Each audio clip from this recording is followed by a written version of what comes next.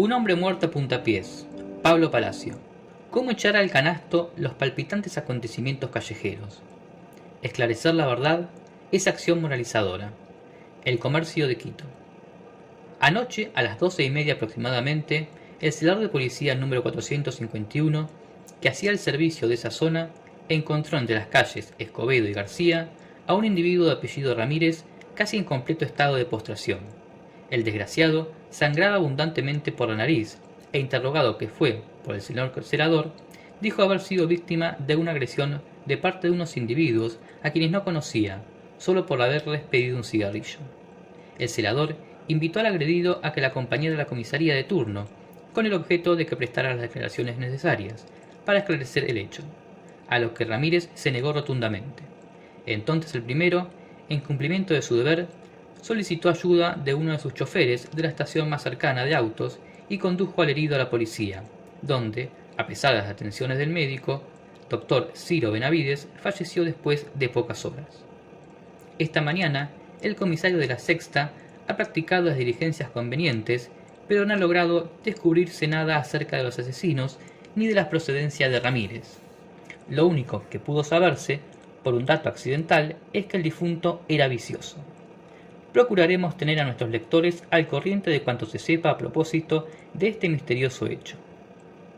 No decía nada más la crónica roja del diario de la tarde. Yo no sé en qué estado de ánimo me encontraba entonces. Lo cierto es que reía satisfacción. Un hombre muerto a puntapiés era lo más gracioso, lo más hilarante en cuanto para mí podía suceder. Esperé hasta el otro día en que hojeé anhelosamente el diario, pero acerca de mi hombre no había una línea. Al siguiente tampoco. Creo que después de 10 días nadie se acordaba de lo ocurrido entre Escobedo y García. Pero a mí llegó a obsesionarme. Me perseguía por todas partes la frase hilarante, un hombre muerto a puntapiés. Y todas las letras danzaban ante mis ojos tan alegremente que resolví a fin reconstruir las escenas callejeras y penetrar, por lo menos, en el misterio de por qué se mataba a un ciudadano de manera tan ridícula. Caramba, yo hubiera querido hacer un estudio experimental, pero he visto en los libros que tales estudios tratan solo de investigar el cómo de las cosas, y entre mi primera idea, que era esta de reconstrucción, y la que averigua las razones que movieron a unos individuos a atacar a otros puntapiés, más original y beneficiosa para la especie humana, me pareció la segunda. Bueno, el porqué de las cosas dicen que es algo incumbente a la filosofía, y en verdad nunca supe qué de filosófico han de tener mis investigaciones, además de que todo lo que lleve humos de aquella palabra me anudaba. Con todo, entre miedoso y desalentado, encendí mi pipa. Esto es esencial, muy esencial. La primera cuestión que surge ante los que se enlodan en estos trabajitos es la del método. Esto lo saben al dedillo los estudiantes de la universidad, los estudiantes de los normales, de los colegios y en general todos los que van para personas de provecho. Hay dos métodos, la deducción y la inducción. El primero, la deducción, me pareció que no me interesaría. Me han dicho que la deducción es un modo de investigación que parte de lo más conocido a lo menos conocido. Buen método, lo admito, pero yo sabía muy poco del asunto y había que pasar la hoja. La inducción es algo maravilloso, parte de lo menos conocido a lo más conocido. ¿Cómo es? No lo recuerdo bien, en fin, ¿quién es el que sabe de estas cosas? Si he dicho bien, este es el método por excelencia. Cuando se sabe poco hay que inducir. Induzca, joven. Ya resuelto, encendida la pipa y con la formidable arma de la inducción, me quedé irresoluto, sin saber qué hacer. Bueno, ¿y cómo aplico este método maravilloso?, me pregunté. Lo que tiene no haber estudiado a fondo la lógica, me iba a quedar ignorante en el famoso asunto de las calles Escobedo y García solo por la maldita ociosidad de los primeros años. Desalentado, tomé el diario de la tarde de fecha 13 de enero, no había apartado nunca de mi mesa el aciago diario, y dando vigorosos chupetones a mi encendida y bien culatada pipa, volví a leer la crónica roja arriba copiada. Hube de fruncir el ceño como todo hombre de estudio, una honda línea en el entrecejo es señal inequívoca de atención. Leyendo, hubo un momento en que me quedé casi deslumbrado, especialmente el penúltimo párrafo, aquello de esta mañana el señor comisario de la Sexta, etc. Fue lo que más me maravilló. La frase última hizo brillar mis ojos. Lo único que pudo saberse, por un dato accidental, es que el difunto era vicioso. y yo, por una fuerza secreta de intuición que usted no puede comprender, leí así. Era vicioso, con letras prodigiosamente grandes. Creo que fue una revelación de Astartea. El único punto que me interesó desde entonces fue comprobar qué clase de vicio tenía el difunto Ramírez. Intuitivamente había descubierto que era... No lo digo para no enemistar su memoria con las señoras. Y lo que sabía intuitivamente era preciso, lo verificaría con razonamientos y, si era posible, con pruebas. Para esto me dirigí donde el señor comisario de la Sexta, quien podía darme los datos reveladores. La autoridad policial no había logrado aclarar nada. Casi no acierta a comprender lo que yo quería. Después de largas explicaciones, me dijo rascándose la frente: «Ah, sí, el asunto de ese tal Ramírez. Mire que ya nos habíamos adelantado. Estaba tan oscura la cosa. Pero tome asiento. ¿Por qué no se sienta, señor? Como usted tal vez sepa, lo trajeron a eso de la 1 y después de unas horas falleció. Se le hizo tomar 2 fotografías. Por un caso, por algún deudo. ¿Es usted pariente del señor Ramírez? Le doy el pésame, mi más sincero pésame». «No, señor», dije yo indignado. «Ni siquiera lo he conocido. Soy un hombre que se interesa por la justicia y nada más». Y me sonreí por lo bajo. «Qué frase tan intencionada, ¿ah? Soy un hombre que se interesa por la justicia. ¿Cómo se atormentaría el señor comisario?» Para no cohibirle más, me apresuré. «Ha dicho usted que tenía 2 fotografías. Si pudiera verlas». El digno funcionario tiró de un cajón de su escritorio y devolvió algunos papeles. Luego abrió otro y revolvió otros papeles. En un tercero, ya muy acalorado, encontró el fin. Y se portó muy culto. «Usted se interesa por el asunto. Llévelas nomás, caballero. Eso sí, con cargo de devolución», me dijo, moviendo de arriba abajo la cabeza al pronunciar las últimas palabras y enseñándome gozosamente sus dientes amarillos. Agradecí infinitamente, guardándome las fotografías en el bolsillo. «Y dígame usted, señor comisario, ¿no podría recordar alguna seña particular del difunto? ¿Algún dato que pudiera revelar algo?» «¿Una seña particular? ¿Un dato? No. Pues era un hombre completamente vulgar. Así más o menos de mi estatura». El comisario era un poco alto. «Grueso y de carnes flojas. Pero una seña particular, no, al menos que yo recuerde». Como el señor comisario no sabía decirme más, salí agradeciéndole nuevamente. Me dirigí presuroso a mi casa, me encerré en el estudio, encendí mi pipa y saqué las fotografías que con aquel dato del periódico eran preciosos documentos. Estaba seguro de no poder conseguir otros, y mi resolución fue trabajar con lo que la fortuna había puesto a mi alcance. «Lo primero es estudiar al hombre», me dije, y puse manos a la obra. Miré y remiré las fotografías, una por una, haciendo de ellas un estudio completo. Las acercaba a mis ojos, las separaba, alargando la mano, procuraba descubrir sus misterios, hasta que al fin, tanto tenerlas ante mí, llegué a aprenderme de memoria el más escondido rasgo. Esa protuberancia fuera de la frente, esa larga y extraña nariz que se parece tanto a un tapón de cristal que cubre la poma de agua de mi funda.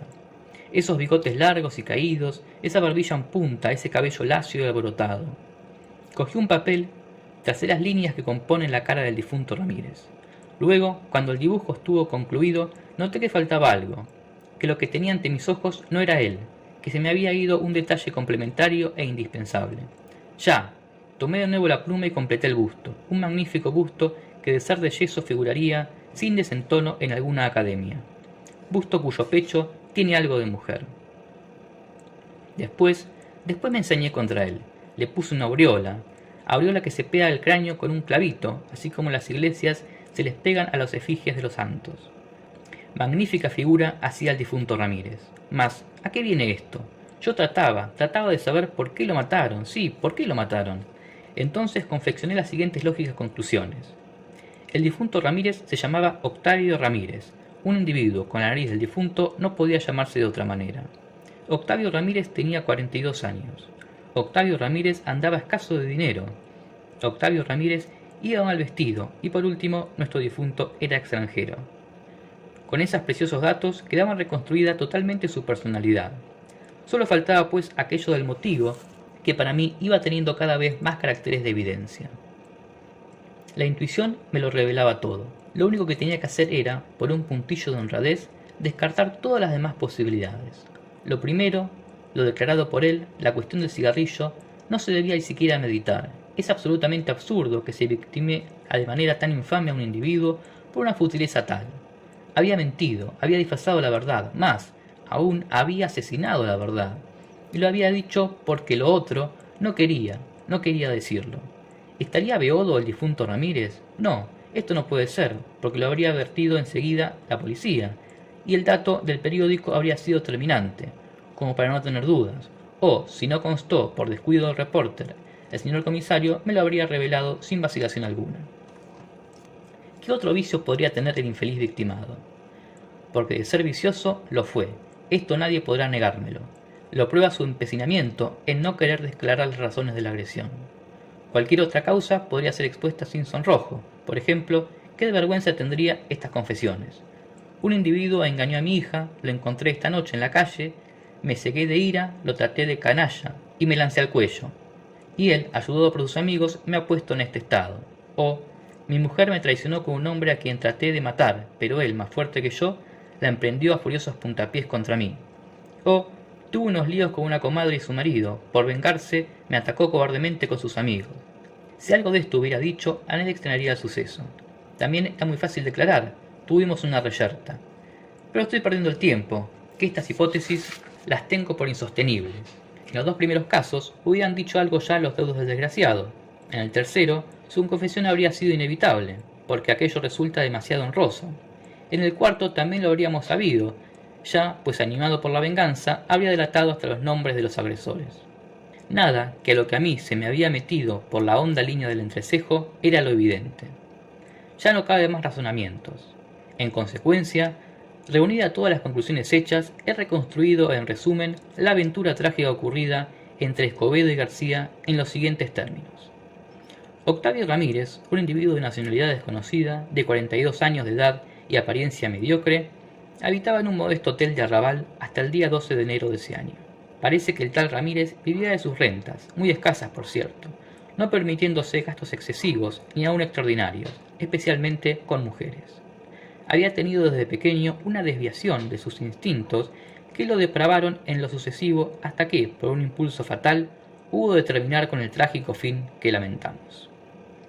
Para mayor claridad, se hace constar que este individuo había llegado solo unos días antes a la ciudad, teatro del suceso. La noche del 12 de enero, mientras comía en una oscura fonducha, sintió una ya conocida desazón que fue molestándole más y más. A las 8, cuando salía, le agitaban todos los tormentos del deseo. En una ciudad extraña para él, la dificultad de satisfacerlo, por el desconocimiento que de ella tenía, le asusaba poderosamente. Anduvo casi desesperado durante 2 horas, por las calles céntricas, fijando anhelosamente sus ojos brillantes sobre las espaldas de los hombres que encontraba. Los seguía de cerca, procurando aprovechar cualquier oportunidad, aunque receloso, de sufrir un desaire. Hacia las 11 sintió una inmensa tortura. Le temblaba el cuerpo y sentía en los ojos un vacío doloroso. Considerando inútil el trotar por las calles concurridas, se desvió lentamente hacia los arrabales, siempre regresando a ver a los transeúntes, saludando con voz temblorosa, deteniéndose a trechos sin saber qué hacer, como los mendigos. Al llegar a la calle Escobedo ya no podía más, le daba deseos de arrojarse sobre el primer hombre que pasara, lloriquear, quejarse lastimosamente, hablarle de sus torturas. Oyó a lo lejos pasos acompañados, el corazón le palpitó con violencia. Arrimóse al muro de una casa y esperó. A los pocos instantes, el recio cuerpo de un obrero llenaba casi toda la acera. Ramírez se había puesto pálido. Con todo, cuanto aquel estuvo cerca, extendió el brazo y le tocó el codo. El obrero se regresó bruscamente y lo miró. Ramírez intentó una sonrisa melosa, de proxeneta hambrienta abandonada en el arroyo. El otro soltó una carcajada y una palabra sucia. Después siguió andando lentamente, haciendo sonar fuertemente sobre las piedras los tacos anchos de sus zapatos. Después de una media hora apareció otro hombre.